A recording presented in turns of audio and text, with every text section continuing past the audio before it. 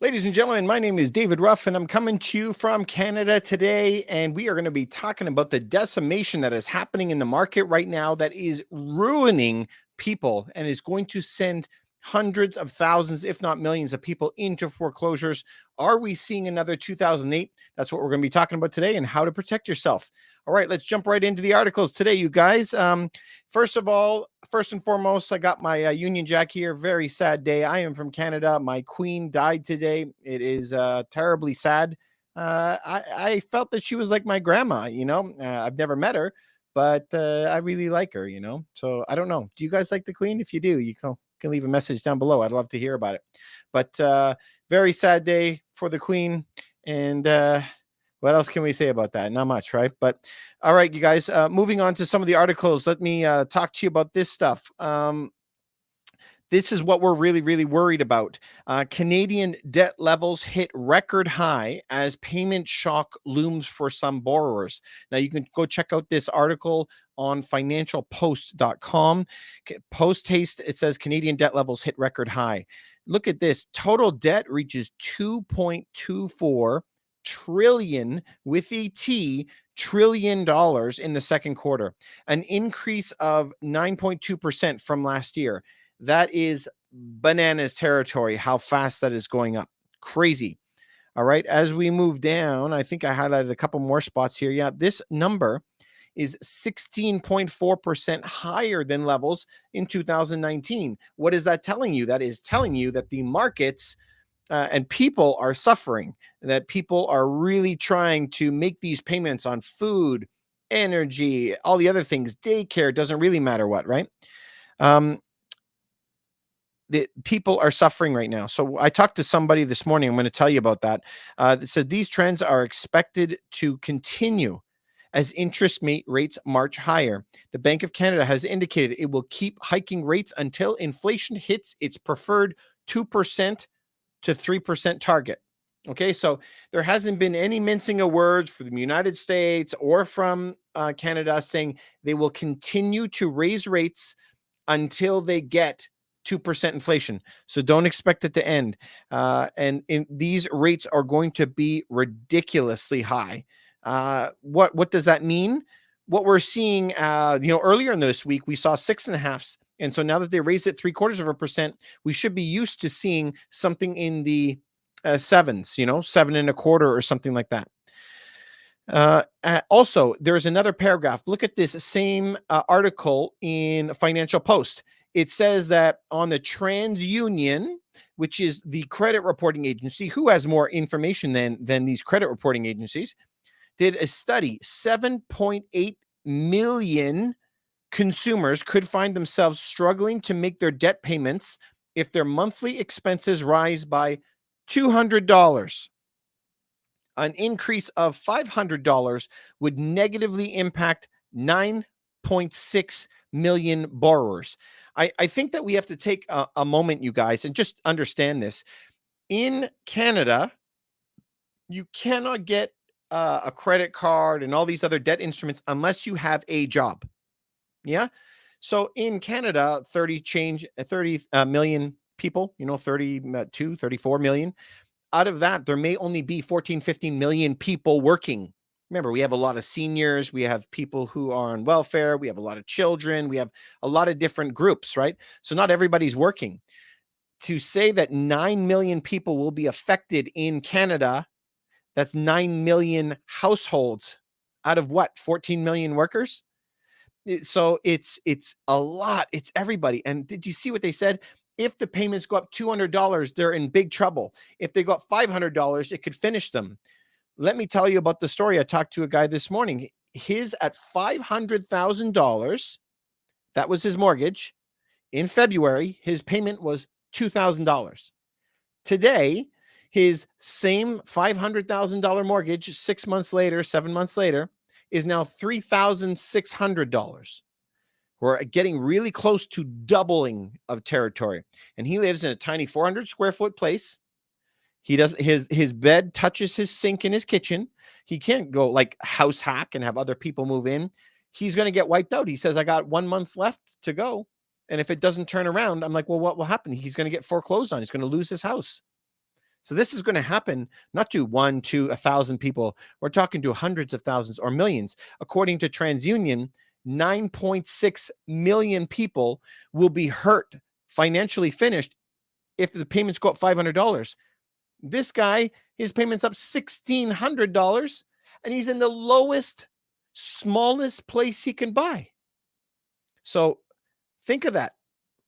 Think of what's going to happen if 9.6 million people are going to get hurt by this. All right, let's jump back into this because this is from TransUnion, and you can go look up this article again. Like I said, Financial Post.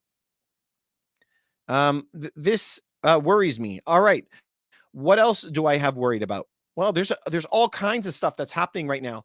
So if you look up again on Bloomberg.com, you can go there. Uganda's corn industry is demanding a ban on food exports. If you guys follow me, you saw that Indonesia was banning the export of palm oil. China is banning the export of rice, also banning the export of all fertilizers. So is Russia. We now have this growing amount of countries. We're up to probably 25 countries that are banning the export of food. And guess what? North America imports a lot of that food. So we're going to be running into shortages, which means a lot higher prices. Okay, well, my goodness, David, you're telling me already that number one, food prices are going up. Number two, you're telling me mortgages are going up. Number three, I see that fuel is going up. Yeah, this is where we can be worried. So if we continue on, what is the government's going to be doing about it? Well, this was just an article. Now, it's not in Canada, the States. This is in the new government that just came in the United Kingdom. And United Kingdom, she said that she had consistently opted to cut spending on benefits. So this is the new government that is just coming in. They want to cut benefits, cut pensions, cut welfare. So as they do these cuts to save money, think of the damage downstream that this is going to be happening, right? Is it just food and stuff? No, we have another article I'm pulling up here on Bloomberg as well. Go look this up. Can you afford to hoard is the title of the article. It says toilet paper costs are spiraling. Yeah, well, we've been through that, right? We lived through 2020 where you couldn't even buy toilet paper. It goes on to say it's getting expensive to make bathroom rolls, which means reduced production, shortages, and higher prices ahead. At the same time, it's a story for Europe's entire manufacturing sector. Okay, so now we are into some trouble, right? Because now we're looking at toilet paper, all made goods. We're looking at fuel. We're looking at food prices going up. We're looking at mortgages getting paid up. Listen, before the pandemic, they tried to raise the interest rate 0.25% in 2019, and the economy almost collapsed. Then we had the pandemic and all of this fiscal spending. And now they're not only just talking about not spending, they're talking about pulling money out of the system, and they could be cutting all of your pensions and benefits and everything else. There's got to be a lot of cuts that come from this. So there's going to be a lot of pain. And Jerome Powell at Wyoming 2 weeks ago just made that announcement, and he said, we expect a lot of pain to be coming on businesses and people and so forth. So this is what we're worried about. And I mean, you should be worried about it. Everyone's got to be cutting costs where they can. So there's only a few people that can decide not to cut costs. And if you go to tradingeconomics.com and write Canada's money supply M2, and you look at Canada over the past year, you'll see that the spending is going up and up and up and up. Almost every single month, their spending is going up. So if you work for the federal government, you can keep spending more and more and more. But if you're anybody else, a living, breathing human, you guys got to start cutting back. So there's going to be massive pressure. The only way that you can make through is you have to out earn inflation. You have to get the skills to be able to make more money and outrun this inflation, because it will be coming for you. If you are a T4 worker in Canada, W2 worker down in the States, you're working a 9 to 5, we're going to be into some serious trouble. You've seen everything go up 50% during the health crisis, but you have not seen your wages go up 50%, which is a recipe for disaster. So this is where we're very scared. Listen, the governments are scared too. They know what's in front of them. they have those two choices. They can either move forward and make this call. And if they move forward and make this call, they are going to be in some serious damage, ruining the economy through a recession, a very, very bad one. Or we could do it through inflation. But here is the trouble. We've run into this in the history books. What happens if they're raising interest rates like crazy and the economy is tanking at the same time? And they're doing both at the same time. That's what it looks like is going to happen. Now, we hope that it will only be one of the other, right? We just hope that it won't be inflation plus a decrease, but that sure looks like what it is going to be happening. What can you do? What can you do? Okay, all of this, David. What can I do? What can you do? What we have to do is educate ourselves. Number one, financial literacy is key. I've been saying that for years, that everybody needs to be doing that. Read the history books. And, my favorite books, I'm always showing them at the beginning of the year. These are my two favorites for the year. Screenshot those or remember these two books, Ray Dalio and Peter Zian. It gives you a real good idea of the world. Also, look up Tom Wheelwright to learn how to build wealth tax-free. So we should be doing that. Also, I would not be buying things right now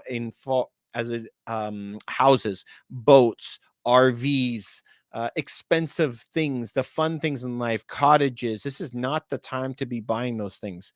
What you could be buying is goods that you're going to be using no matter what.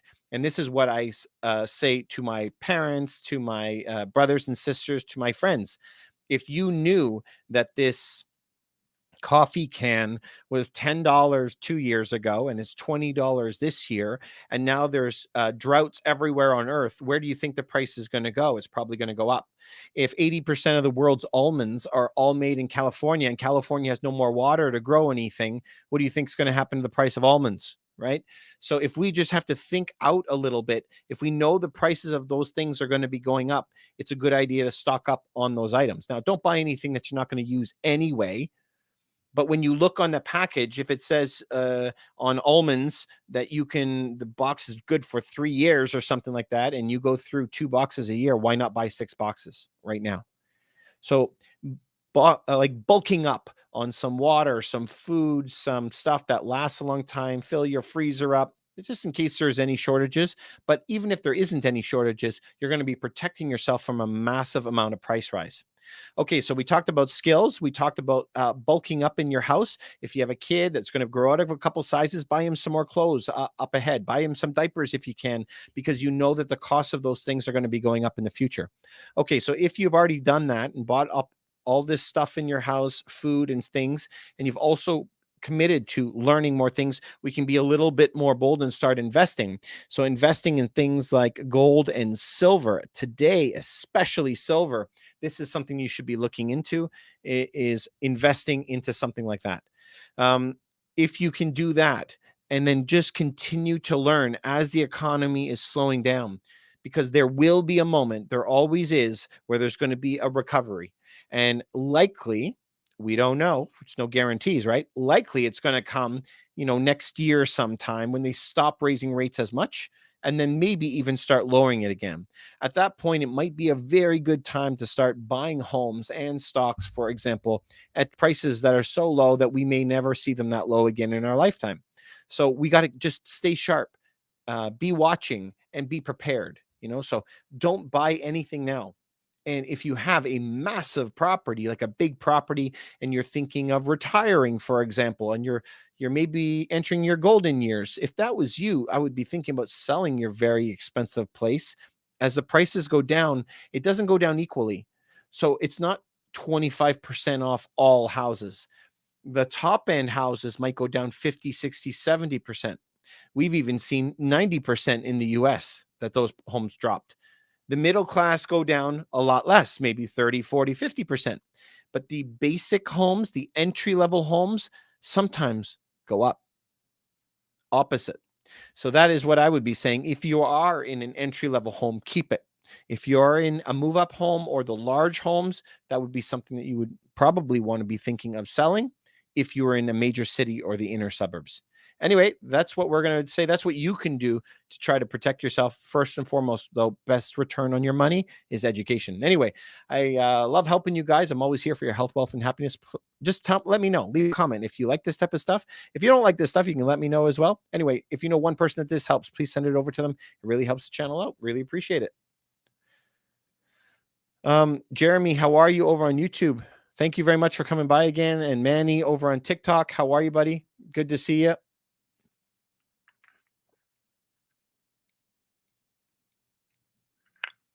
Manny, if you're saying when you're going to feel the pain next year, Q3, you should be feeling the pain right now.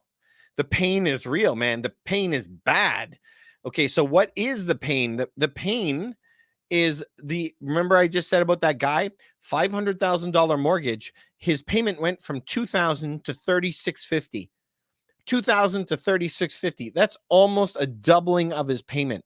That pain is real. That guy can last another 3-4 weeks before he's going to go into foreclosure and lose his home.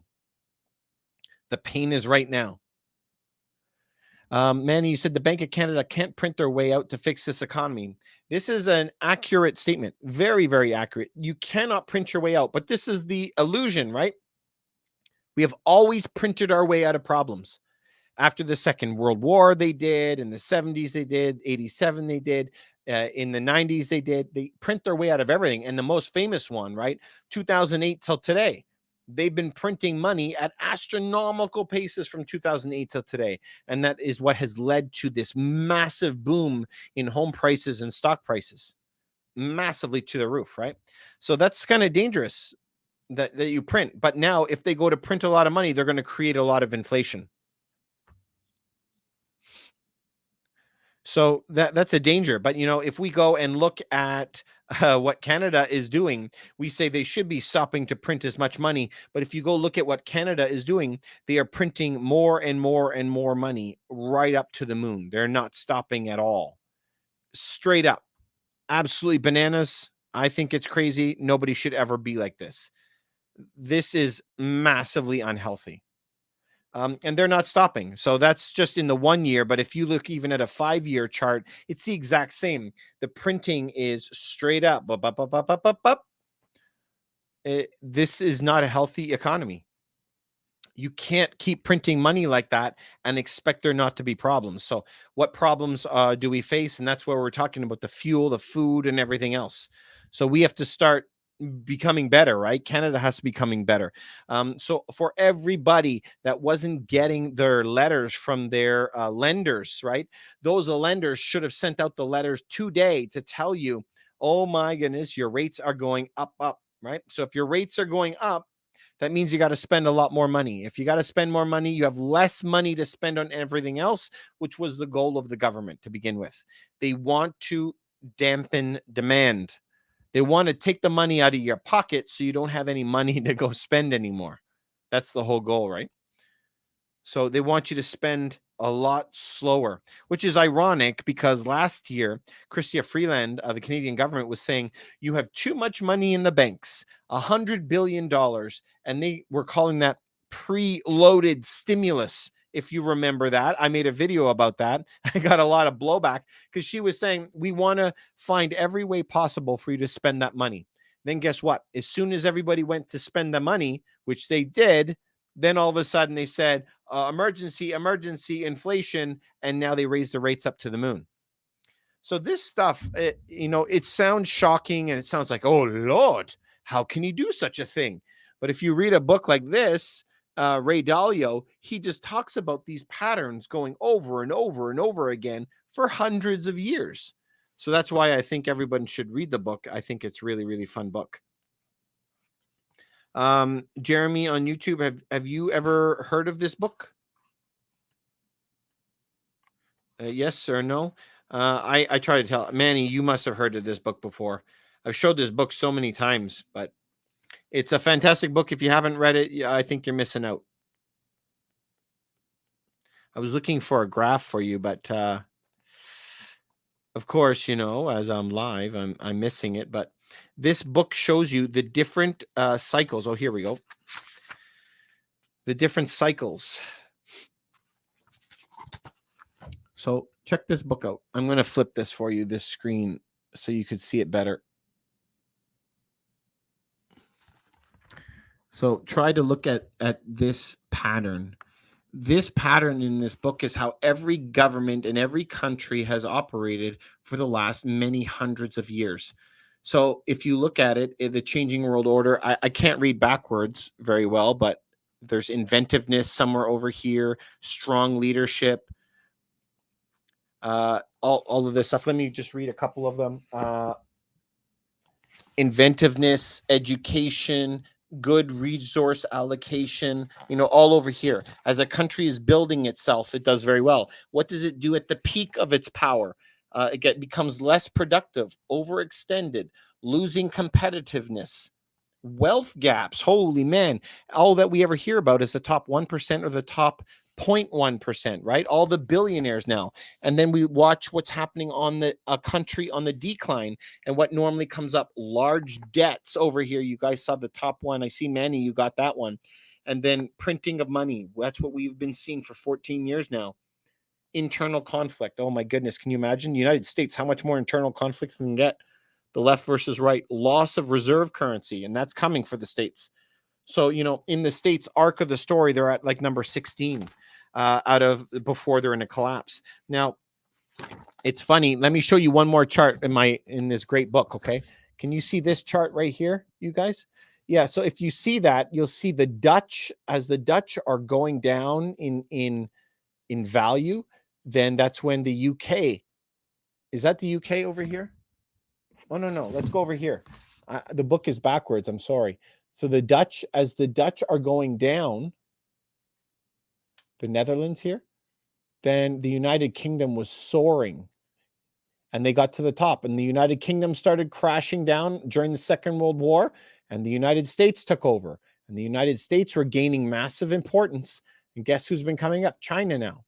And these cycles just continue over and over again as we print too much money. But this time, it's kind of funny. China has done something to themselves. They had everything going for them. But China now has decided, well, if everybody else could print money, so can I.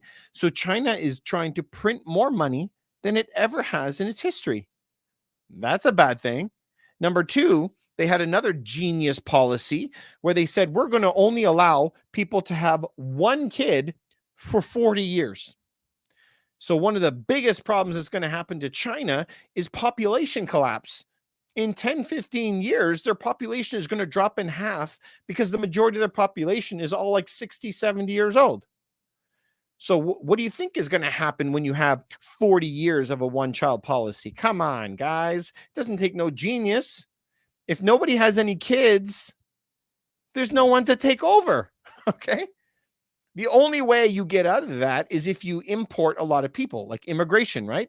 Okay, so Canada is right up there. We bring in more people than almost anybody, but who else? You think China is importing like millions of Americans into their country? No, it's not happening. So big trouble coming for them. And so though Ray Dalio always points backwards in time, Peter Zien looks forward in time. And that's what I think is important to look at. But right now, man, my favorite thing is still this. This is the best thing. Get some silver going, you guys. Jeremy, you said that you found out about it on this live stream. I'm glad. I hope that you watch it. There is a YouTube video that I think that you guys should be watching. That YouTube video is Ray Dalio's. Are you guys interested in seeing what that YouTube video looks like? This could save you a lot of time if you would like.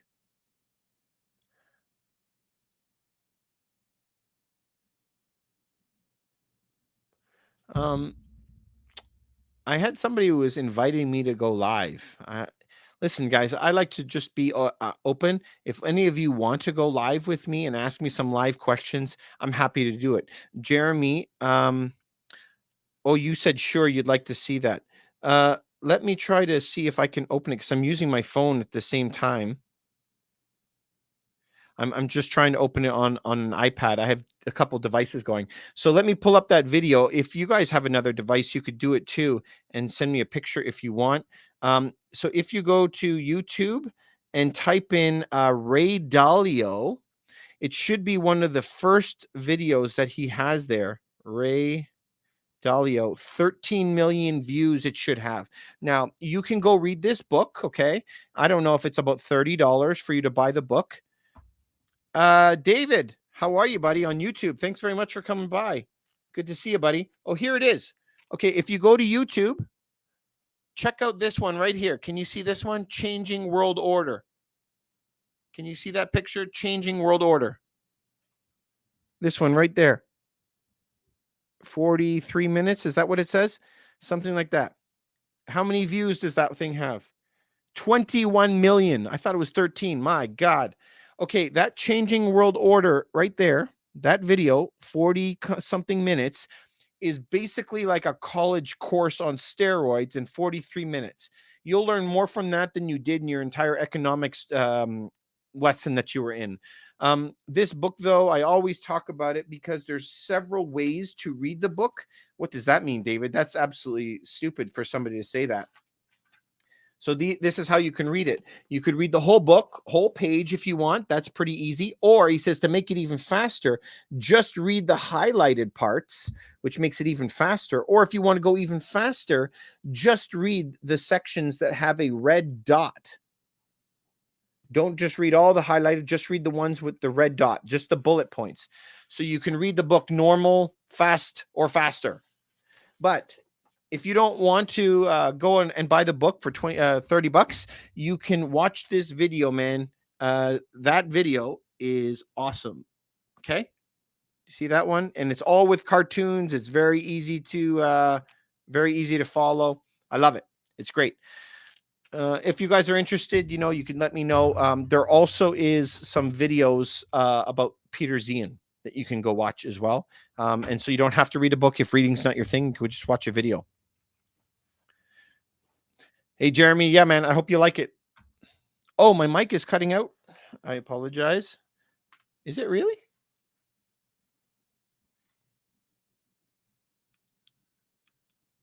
How's my mic now? Can you guys tell me, Brando, Manny? Can you let me know if the mic is better now? I hope it's better. I apologize if the sound... It's good? Okay, Brando. Thank you. I apologize. I think I hit a decibel rating on it somehow. All right. I'm glad it's better. So, David, over on YouTube, you said you won't be able to come to these streams for a bit. You have school. Yeah, I understand, man. It's tough right now to get back into school, have so much homework. It's no problem, man. I'm going to be around. Been around for 20 years. I'm going to be around for another 20 years. So anytime you need anything, David's going to school. He wants to learn about financial education. I wish I was him. I'm very, very jealous. So, Dave, if you ever have any questions, my name is plastered all over the internet. You could reach me at contact@Rough Team Realty.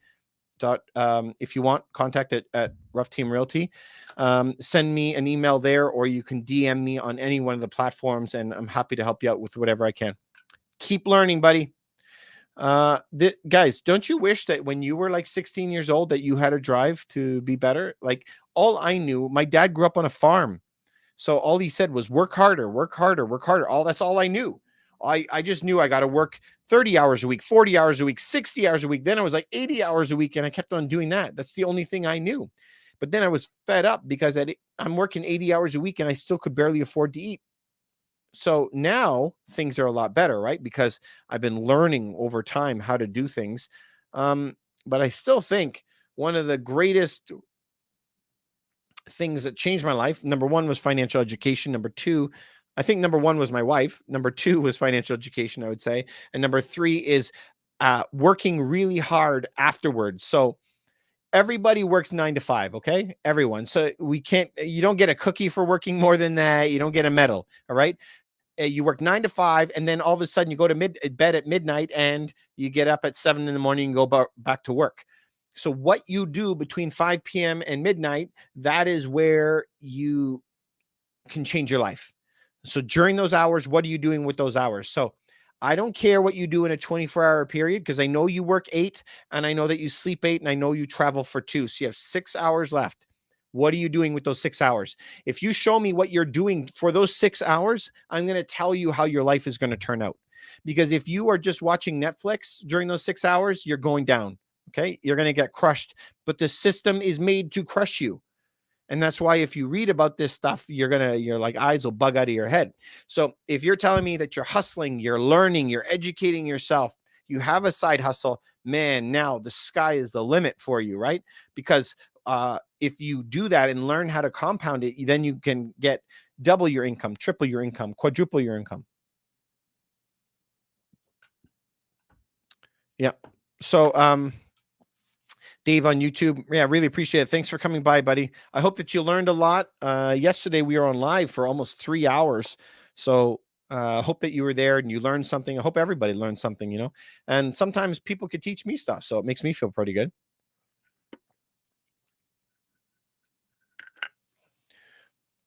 So you guys, the rates, man, they are going to be rough.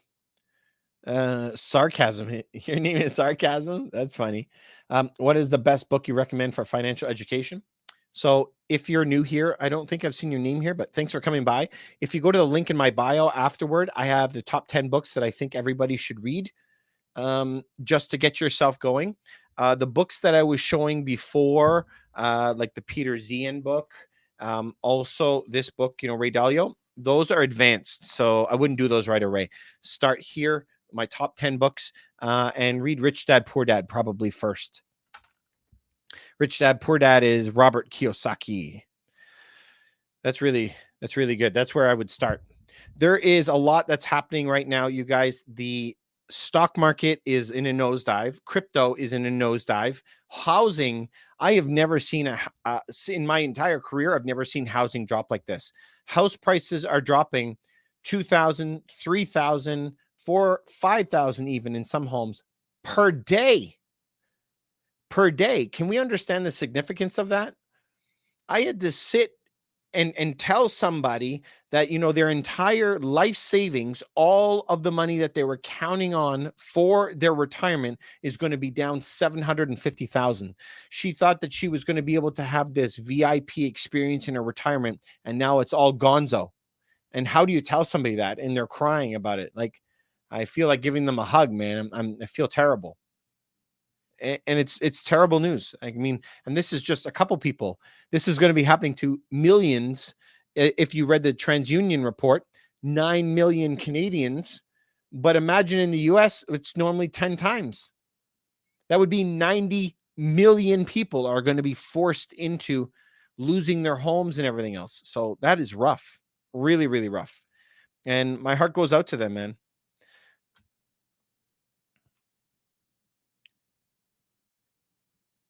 This so we just did a video that we're going to be posting later on, but you know, when you're facing a planet here where food prices are doubling and fuel is doubling and daycare is up 50% and housing is crashing in prices. See, when everything else typically would go up in price, people would go to their bank, their house like a bank on their line of credit and start pulling money out of it. Well, what happens when everything in life goes up and then you go to your house to go pull money out of it and your house has collapsed in price? And in addition, interest rates are going through the roof. Then you're in some trouble. So this is where you got to be very, very careful and cautious in a market like this. But the trouble is going to continue through this year. But remember, like, everybody thinks that, oh, the market will absorb it and get used to it. Listen, the only thing that has absorbed it temporarily is the stock market. The stock market was expecting a 75% bump. So if the stock market had already assumed that, the housing market now reacts to it. And remember, a lot of people did get some pre-approvals earlier in the year, and they have them good for another 1 month or 2 months. So if they don't use it during that time, that's only a couple people. What about everybody else? We haven't even seen the tsunami of foreclosures that is coming. Would I say it's a bad idea to dollar cost average into the S&P 500? Yes, absolutely. I would not be buying any S&P 500 stocks right now. Not at all. And I own a lot of stocks. I've been buying since I was 15 years old. So I wouldn't be buying anything. Jeremy on YouTube, you said, if you were to take a guess, what do you think the world will look like in 10 or 20 years? Oh my goodness. Gas prices, housing, and just for the world's well being. This is, I don't know, but if I was going to take a guess, I try to just ask this simple question. This is a good question. What is improving right now? That is my question. So the economy is not improving and fuel isn't improving. The quality of TVs is improving, right? Like 4K or something. Um, what is improving? Everything is getting worse all the time. And every time that we live by a gigantic lake in Toronto, and so the water quality gets poorer and poorer and poorer, and then they're like, it's really bad. But then they readjust the way they fix it. They go, okay, now this is the new worst it can be for human consumption. And then it's at the top, they're going, it's at a great level. It's a lot of mind bending stuff, right? So I don't know where it's going to be. We at we work better as humans together on earth, and some form of globalization is always good where everybody's working, but now we're seeing this pulling apart, which is going to put us back probably a decade. So we could have 10 years of really roughness because Canada, United States, all these other countries, Europe, they have everything made in China, and they get all their fuel from Saudi Arabia or Russia or something like that, right? So now that the world is pulling apart into two groups, and you can see that through the BRICS nations. BRICS nations is Brazil, Russia, India, see China and South Africa, as they're trying to get together and make their own reserve currency. Remember, if they pull away to their side of the earth, then Canada, United States, and all those are going to have to figure out how to get their own oil out of the ground, make their own stuff. But when you have to make your own stuff at $50 an hour instead of paying labor that's cheaper over in China, now the prices are going to skyrocket, and we're in perma inflation now. So inflation is not going anywhere from what I can see. I expect inflation to continue at 10% a year for quite a few years, for the while. So when do we get out of that? I don't know. It could be a long time. All I know is it's not a short answer. How long does it take to open a new oil refinery? 10 years. How long does it take for a massive mine? 10 years, 15 years to develop. You can't flip a switch and just poof, have a new refinery, right? So we're in for some real doo-doo for the next like 10 years by the looks of things. In addition, if you look at how much money that is in the system and how much inflation is there, there isn't much choice. But what we can say is every time in history, every country, every century, they got to print a crap ton of money in order to get themselves out. Will it be the same this time? Probably. But if they do that, inflation will get even worse and worse and worse. So it's not a lot of great things, and that's why I'm not trying to gamble on things. I think inflation will continue, which will help you if you own a house, the right type of house in the right landlord-friendly jurisdiction. That's what you have to be. So educating yourself and being in something that is rock solid, like commodity stuff that people need. I like to invest in energy and food and water because everyone always needs that. Also, basic housing. I like to invest in that. I don't see anything great for 10 years, but let's look long term. You're saying even 20 years for the world's well being. I'm praying that we fix climate change. If we don't fix climate change, we're all dead. So obviously, I really hope that climate change is fixed. Can we get the world to a better place where we're working together? I always hope so. But, we always go through these waves of massive wars and resettling, and then a big war, and then everything resettles to their own, whatever sides that they decide to join, whatever alliances. So in 20 years, I feel pretty good. We have a lot of technology that's coming, cool stuff that we see in the news all the time for health as well, help us live longer. But that stuff looks like it's a long way off. So I think in 20 years, I feel pretty good about it. In under 10 years, I don't feel very good about it. I mean, that's a long way to answer that question. But anyway, that's what I think. What do you think, Jeremy? Am I just babbling? Sarcasm. You said you remember when a small ice cap was $1.89, and now it's as much as a large cost in 2012. Don't know what that means, buddy. How do you assess utilizing the first-time homebuyers account Ontario offering.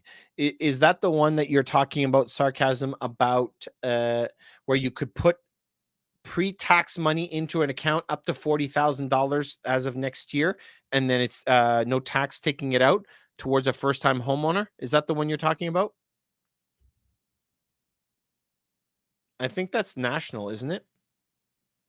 If that's the one that you're doing, of course you should be doing it. It's tax-free in and tax-free out. My goodness, it's the best thing a year.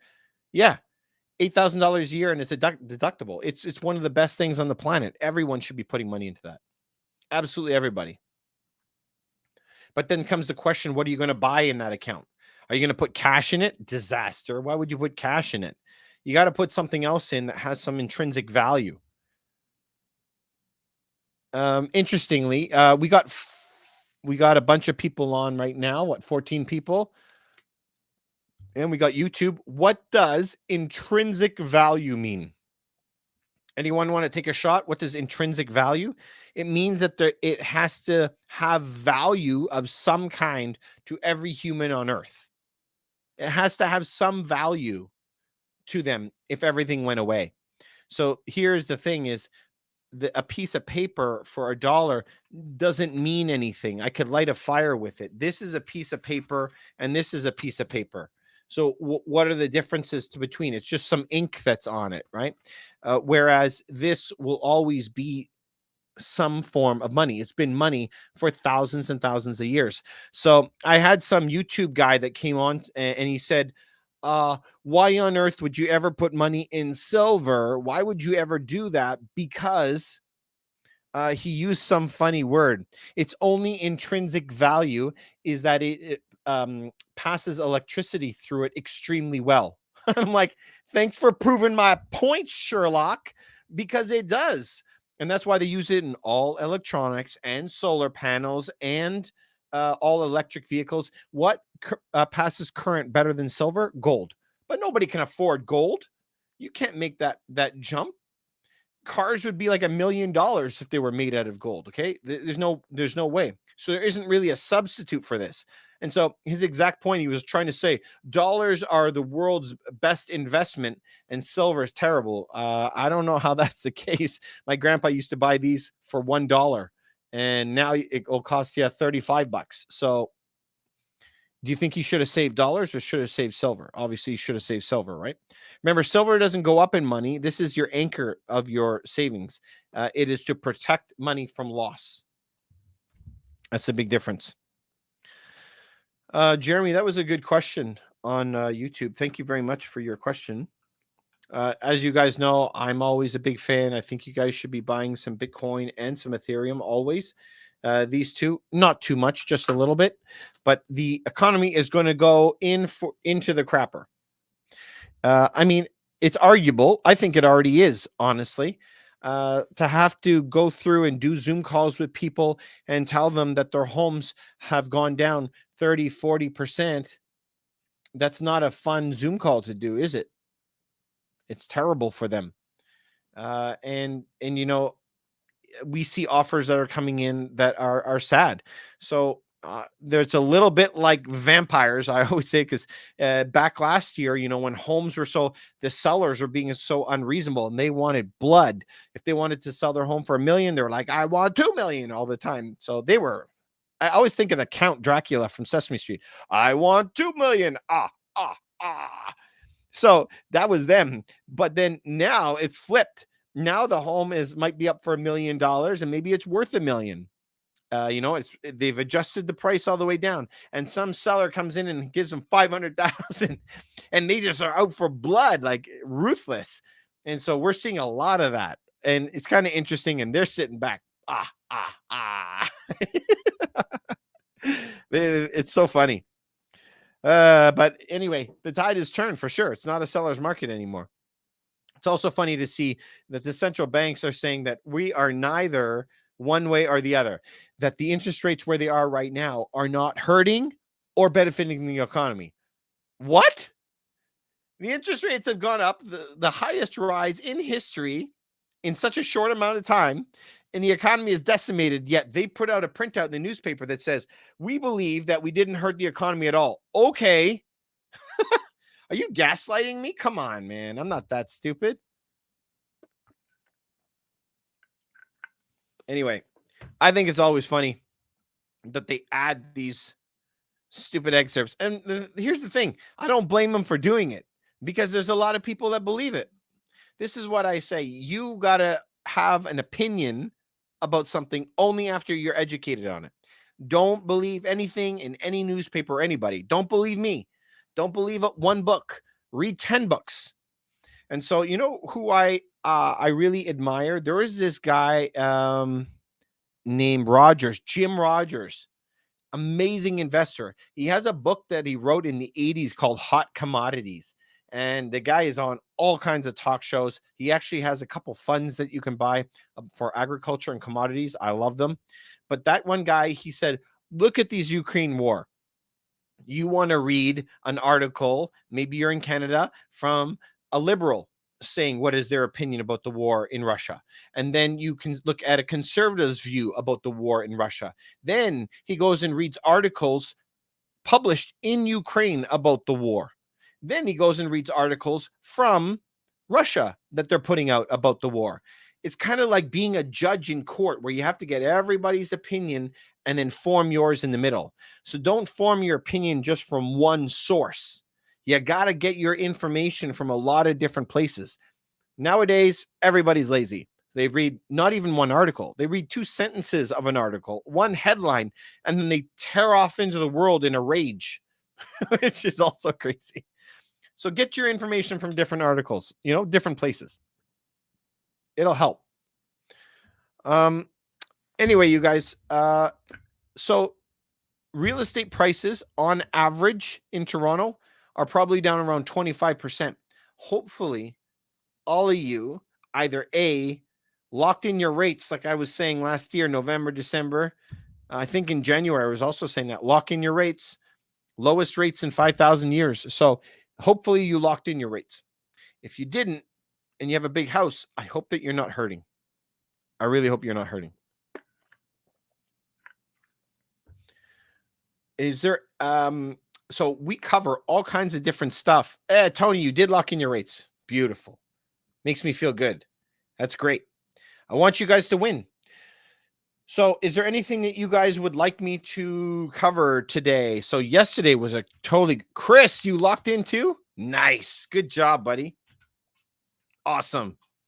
Hope you locked in for the longest period that you could.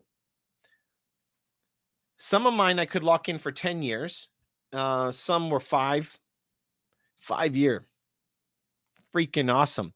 And this is another thing about interest rates going up, you guys. So you just follow this. When interest rates go to the moon, what is more valuable, the house or the mortgage? Listen, there are people that have their mortgages paid off. Sure. We'll take them and leave them out of the story. The majority of people have a mortgage. So let me tell you this. When your interest rate is nothing and your home is at a huge price, where is the asset? Money is very cheap. The house is obviously the asset because the money is very cheap. What happens when the money is very high interest rate, and the housing price is low? The asset now is the interest rate that you're paying on the loan. So if you had a loan in December for 2% and you locked it in for 10 years, okay, follow me on that. Do you think that person's ever going to sell their home? If the new fixed rate mortgages are going to be hitting 8%, will that guy ever sell that home at a 2% locked in rate for 10 years? US locked in for 30 years. Do you think he's going to sell and give up a 2% mortgage in order to take on an 8-9% mortgage? No way ever. It's not going to happen. So now you're going to be slowing down the economy even more. The typical person normally lives in about 7 different properties in his life. They'll move every 5 to 6 years. So why do they move so often? Well, you move into a unit, then you buy a condo, you get on the real estate ladder, right? Then you can get a townhouse. Then all of a sudden you get married, have kids. Oh, good Lord. Now I have to get into a semi and have more rooms. But then once those kids are moved out and gone, now you get into a smaller place, you downsize. And then when you're older, you got to move into maybe an old folks home or a senior living, assisted living facility. You're always moving in your life. So whatever house that you have that 2% mortgage. Look at you guys. Hell no, you would never do it. You're not going to leave your 2% mortgage. So now you're gumming up the whole system to where nobody wants to move ever. And so here we're in a situation where a lot of baby boomers who were smart and locked in their rate on their properties, why would they downsize now where they would have to downsize half the house, 1/3 the size of house, and then have a 9% payment, and then the payments would be the same? They're not incentivized anymore. So you're going to see a lot of them staying in their homes a lot longer. In addition to all of those people never leaving their property, all of the properties that you saw soaked up by all the companies, imagine Texas, 30% of all the properties were bought by institutional buyers. Absolutely crazy. In Canada, BlackRock is here. How much did they have? I don't even remember anymore. 50 billion, I think, to spend on property. They came to Toronto. They're not saying they're going to buy in Toronto. They're buying in Canada. 50 billion. So what is 50 billion at 20% down? They might buy $250 billion worth of housing. Crazy, right? Tony, 2.44. Nice. And 2.25. Nice. Very, very good. Chris Price, you said you're in Canada. I'm in Canada too, man. I'm in Toronto. You're in Edmonton. Nice. We do a lot of work in Alberta. Alberta, besides Ontario, we do a lot in Quebec too, but we do a lot in Alberta. Alberta is one of my favorite markets. One of my buddies just moved from Edmonton to Montreal 1 or 2 days ago. He just left. Condo fees are bad. Well, you know what? Yes, sometimes and sometimes no. It really depends what you're getting for the condo fees, honestly. So, Chris, if you're still there, I'm going to tell you about condo fees. Condo fees should be about 84 cents a square foot, something like that. But that is only accurate if you have concierge and if you have a pool. If you have an outdoor pool and you don't have any concierge or something like that, you'll probably be down in the 60-cent range. But remember, building in a condo, you also don't pay a lot of things. I personally have a place in a condo. That's where I am. And you know why I live in a condo? Because I don't like doing stuff anymore. And I say it's below my pay grade. I want to farm out all the work that I can. So I don't cut my grass. I don't shovel my snow. I don't clean my windows. I don't change the battery in my smoke alarm. My building includes electricity and air conditioning, and it includes our water, and it includes internet, and it includes cable. I don't pay for anything. They come and do everything for me. And that's the way I like it. I don't want to go move into a house and go do all that work myself. And it really depends on the building that you live in, right? Where I live, we have an Olympic-sized swimming pool. I think it's like massive. It's saltwater pool for sure. It has saunas, squash courts, gyms, billiard rooms, craft corners. It even has its own transportation system. It has its own buses that bring everybody around the city. So it has a lot of stuff. Now, if you use that stuff, it's valuable to you. If you live in a building that has high amenities and you don't use it, then it's not worth it either. The cool thing is when you live in a building, it normally, okay, you don't have any maintenance. So that saves you a lot. We have a lot of properties. So our properties that we own, you should see the bills that are coming in all the time to change hot water tanks and change everything under the sun. Changing the roofs. We're fixing things like every month I'm getting bills. So, that's something that you don't get when you're in a condo because they're paying for it. Chris, if you don't mind, you live in Edmonton. Let's do a little exercise. I'm glad that you brought it up. What is the value? How many square feet do you have? And what is your condo fees in dollars if you have those two numbers? And then we can work it out. And I could tell you if we think it's good or bad. What do you look for when you're in a condo? Obviously, you need their status certificate. And there's a few things you look for. You always look for how much money they have in reserve for contingencies if something breaks. How much is the reserve? That is massively important. You'll have a repair study. Okay, so you'll figure out in the study what has been fixed, what hasn't been fixed. In addition to that, we want to know about liabilities. Is the building being sued for any reason? That's a big one for us to find out. Uh, you rent it out. Oh, well, Chris, that might be your problem. Okay, 2,800 square foot is the size of the home that you're renting out. That's a condo. Is that right, Chris? I'm just going to write this down. 2,800, right? Can you read that? 2,800. I just need you to clarify that. So if you own a house, I don't care about what home you own. I want to know the size of the house. So you're saying it's 2,800, and it's rare for a 2,800 square foot house to be in a condo. Here's the thing is we have been doing this. I've been doing this for a lot of years. It's really, really hard to say. Uh, of course, I do it all the time, but there's buildings all over Toronto that there's condo boards all over. And about, I would say, 1/4 of the buildings are really, really good deals. And a quarter of them, they're kind of okay. And half of them are doo-doo. They're no good at all. So it really depends on the type of building and what you get for it. This is the thing is I don't like paying taxes to the government either. Who likes paying those type of payments in? But I went to Finland. Any of you guys ever go to Finland before? I went to Finland. They charge 50% taxes. 50% right off the top. Bammo. Okay. But wait, I live in Canada, okay? So in Finland, when you go there, I was in Helsinki. The government pays for all daycare. You don't pay for that. They pay for all healthcare. You don't pay for that. All university is paid for. Okay, holy man. All pensions are paid for. Everybody's on a government pension. Whoa, now I don't even have an RSP. I don't need that. All old folks' homes is paid for. Okay, oh my God. Like, what on earth are we talking about? In Canada, I still pay 50% tax, but you still have to pay for daycare on top of it. And we get healthcare paid, but you still have to pay for your retirement.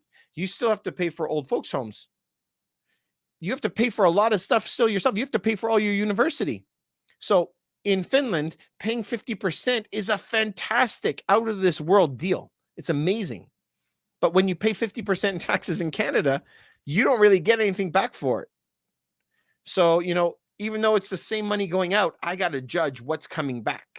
You know what I mean?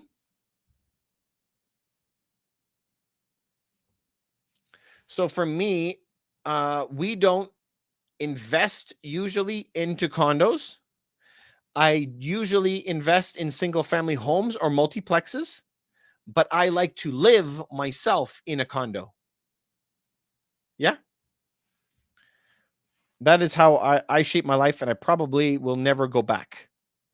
I live in a condo. I only invest in houses and multiplexes.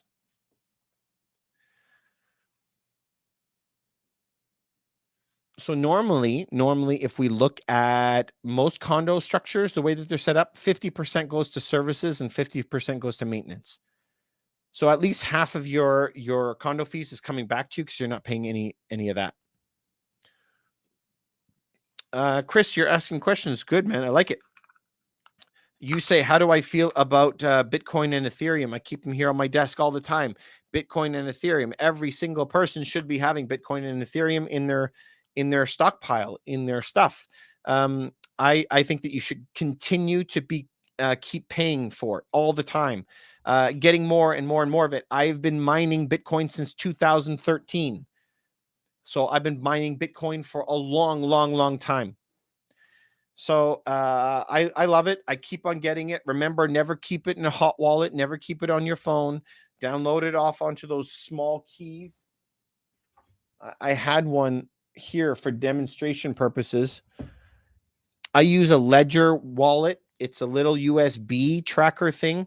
You guys could go to any one of my YouTube videos. I have one of the links underneath to show you which Ledger wallet I use. It's a Ledger Nano S, I believe, that I put all my crypto on. So you should continue to buy some forever. I have it set up in my account so that every single month is buying some and is putting it into account. I don't even think about it. Remember, the way that I think about this stuff is I'm going to look at this one day when I'm old and I'm retired, I'm 60 years old or something, and I'm going to look back and have that already sitting there. That's when I'm going to open the account. Yeah, Tony. Yeah, I don't like cutting grass. I don't like doing anything. Listen, man, when I was young, we were six kids. When we were young, my dad made us work a lot. Okay, so when I'm like 9 years old, I started working cutting grass. I was cutting 20 lawns every single day on the weekend. I had like 13 kids in the neighborhood, all cutting lawns and raking leaves and shoveling snow from 9 years old on. I worked more than full time from 9 years old to where I am today, and did a lot of that. And then on the weekends, my father, we were four boys in the family. My father and us, we would just start repairing homes. And so we started doing repairs, doing insulation, putting things in, fixing roofs. So I did that from age like whatever, like knee high to a grasshopper, all the way till when I was older. And then even after I moved out, I continued to do all that for my dad for another 15 years. So I'm happy to do it out of love for my dad. I would never do it for myself. It's not worth my time. Yeah, I don't want to do any of that stuff. If I had grass in my backyard, the same day I would call somebody and go put that artificial grass, that fake grass in the back. I just wouldn't do it. Chris, you said you're being proactive. Proactive on what, man?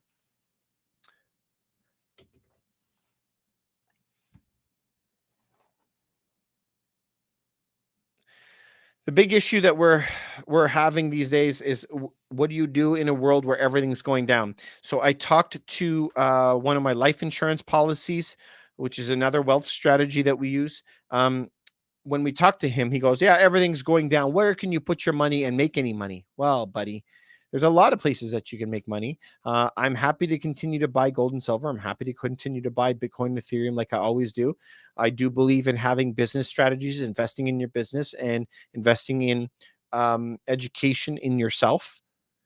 I believe in all that stuff. And I think that you should keep doing it and you're going to keep learning and getting better. Where I don't think you should be investing today is any stocks, buying any properties right now. I wouldn't be buying anything.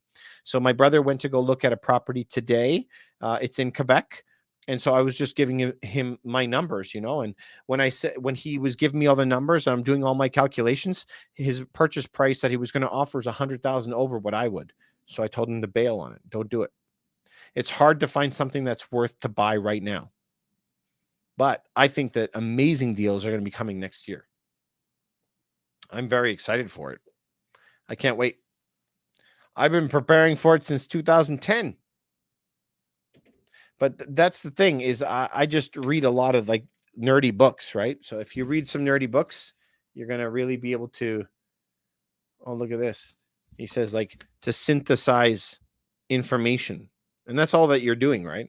You're just taking everybody's different ideas and then going to process it and get something good. Gurmeet, should we buy a house in a GTA or small cities? Oh yeah, I wouldn't be buying in GTA right now. No way.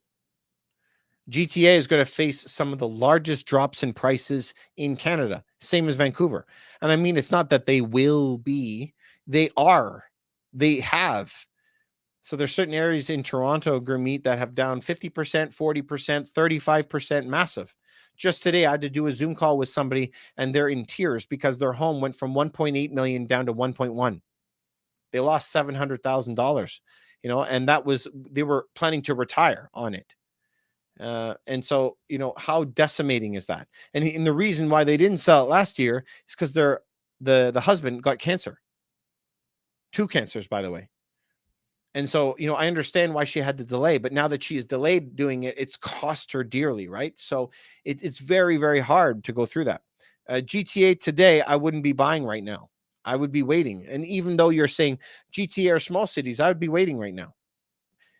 If you were going to buy in some places, if you had a gun to my head today to buy something, then I would say buy in a smaller city or buy in a landlord friendly jurisdiction, or buy a small 1 or 2 bedroom condo in the middle of the city, right next to some kind of streetcar or subway system. Whenever you're within about 200 meters, maybe even 150 meters of a subway station, or preferably a subway, that's the number one. If you are, and you can get in a good size one bedroom, what do I mean by that? Over 600 square feet.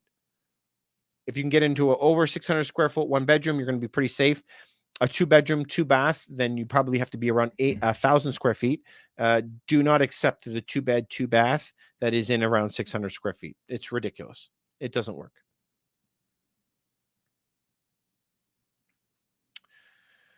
Tony, your properties are cash flowing.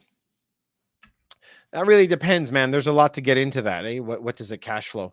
So, in my experience, to find out if you are cash flowing or not, there's so many differences in how people calculate that. I think there's probably around 143 different ways to measure cap rate, and then when we're talking about cash flow, then we have a lot of other questions in there. So it's hard to calculate, like, is my cash flowing equivalent to your cash flowing? But if you're making money, I'm happy for you. Gurmeet, yeah, you're very welcome. I hope that you have a good time. So if you're in the GTA, we service the entire Greater Toronto area. We operate from Niagara Falls over to Oshawa up to Barrie. But if you ever need anything, you can reach out to us. But Toronto, yeah, be careful about what you're buying today. If you're talking about like downtown King Street, like King Street East or West, actually, that is fantastic properties. Some of the best properties in the middle of the city, and only buy, like I said, the one or two bedroom condos, 600 square feet or above, or 1,000 square feet and above, in those categories. You have to buy the right category of home. Those will withstand very, very well. They're not even going down. But if you're in any kind of townhouse, semi-detached or detached in the GTA, it's going to be going down a lot more than what it is right now. They have raised rates higher than I ever expected. It blows me away that they've been this aggressive. But the more aggressive they are, the more damage it's going to cause. And this isn't going to be a slow burn. Some people have $1,000 in savings. Some people have 5,000. Some people have 10,000. Some people have 20,000, but there's not very many people who have an entire year's worth of expenses just lying around. So how long does it happen? This is the question everyone asks me. Well, when is it going to happen? I'm like, I don't know. It depends how much savings people have in their account, but some people don't have any savings. They're going to go in foreclosure right away. There's some people that have 3 months of savings. Well, okay. So they're going to be wiped out in 3 months or something like that. Even the best financial advisors say to have 6 months of emergency on the side. Okay, well, what happens in 6 months from now? So, as all of these people hit their trigger rates and are going to be going down this road, I expect a lot more trouble to be coming. I never thought that we would ever see this day where we're going to see interest rates hit 8 or 9% again. But now that's happening, we have to react to that, right? But they're between a rock and a hard place. Their only decision is destroy the economy or destroy the dollar. So put us into a massive recession or print trillions of dollars and dilute it, and inflation will go bananas. If they print that much money, we're going to end up paying $1,000 for a loaf of bread. And that can't happen, right? But they're also driving the economy down. So we never thought that would happen either. But yeah, crazy time. There's actually so much happening every single day that it's hard to keep up. Crazy, right? Yeah, Gurmeet. What have you been thinking? Are you in a house right now? Are you thinking of moving? Are you thinking of staying in the same house? Are you renting right now and thinking of buying?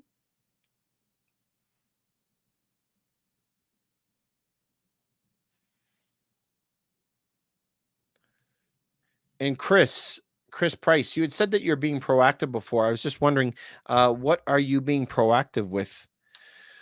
So if you guys are new here, I was just talking before, and I suggest that you pull up a couple articles if you want. Financial Post had an article that was out there, and it was saying that Canadian debt levels are hitting record high as payment shock looms for borrowers. Payment shock. And so they said our debt has reached 2.24 trillion. I'm reading it right now off the Financial Post. 2.24 trillion and increased 9.2% since last year. That is a bananas number. even more shocking than that is the credit reporting service. The credit reporting service TransUnion has a ton of data on everybody, a ton of data on everybody, on every credit card that's out there. They said that, let me see, I don't want to misquote them. Here we go. TransUnion says 7.8 million consumers could find themselves struggling to meet their debt payments. 7.8 million could find themselves struggling to meet their debt payments if their monthly expenses rise by $200. 200.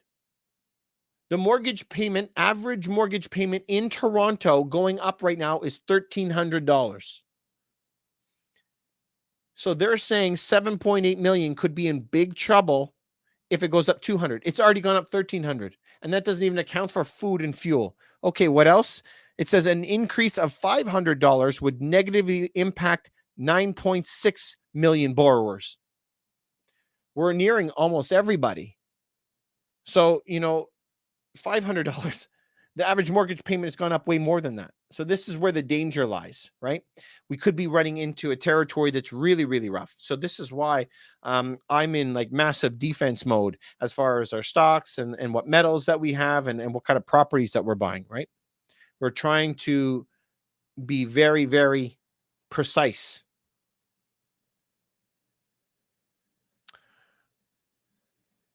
Gurmeet, you said you're a financial advisor. Some of your clients ask if it's a good time to buy a home now in the GTA or a small city. Yeah, tell them, don't buy in GTA. No way. And even in the small cities in Ontario, Ontario is not a landlord-friendly jurisdiction, so it's very, very tough. Very, very tough.